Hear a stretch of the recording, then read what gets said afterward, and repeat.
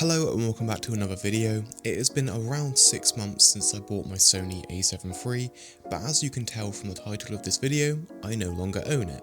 While it has been a decent camera for these past 6 months, overall I haven't felt like it was worth the switch from my X Pro 3. Don't get me wrong, the Sony A7iii is miles better than the X Pro 3 when it comes to video, but I just find the camera really uninspiring and boring.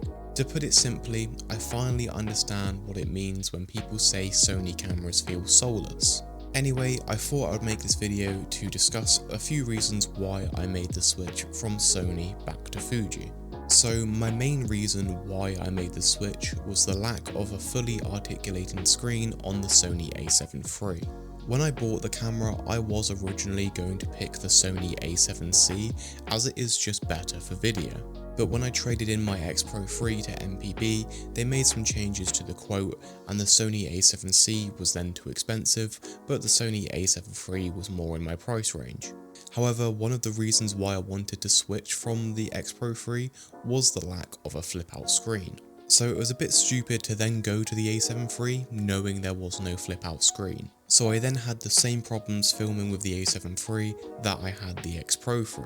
It was difficult to frame my videos, I couldn't tell if the camera was still recording, and I also couldn't tell if the exposure was correct in real time. Many times I had then gone to edit the video and realised that the exposure was just like 2 stops overexposed randomly, and I had to cover it up with a bunch of just like photos to put in the video, or just cut it out entirely.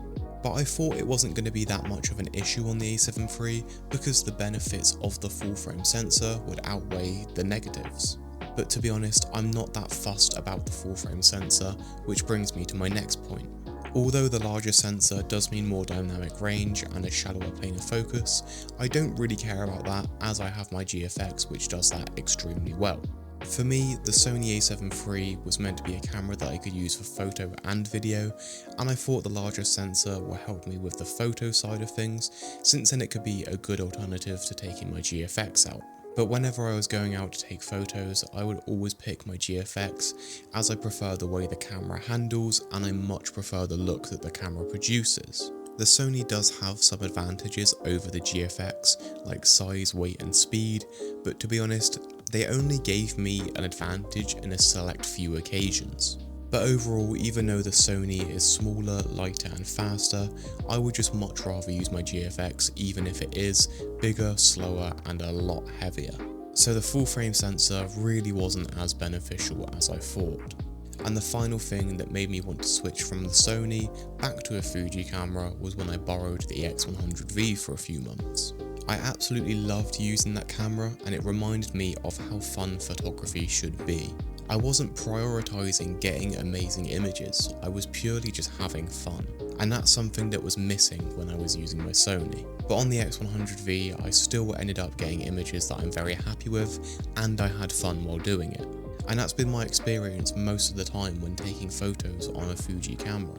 When I was borrowing the X100V, I was taking it basically everywhere with me whenever I was going out. It was just a really fun camera to use, and it made me miss my X Pro 3, it made me miss film simulations, and it made me miss that Fujifilm camera feel. So after a few months of debating if it is worth switching back to a Fujifilm camera, I finally decided that it's probably the best thing for me. And the camera that I've gone for is the Fujifilm X-T4, as it has a flip out screen, great video capabilities, and that classic Fujifilm handling.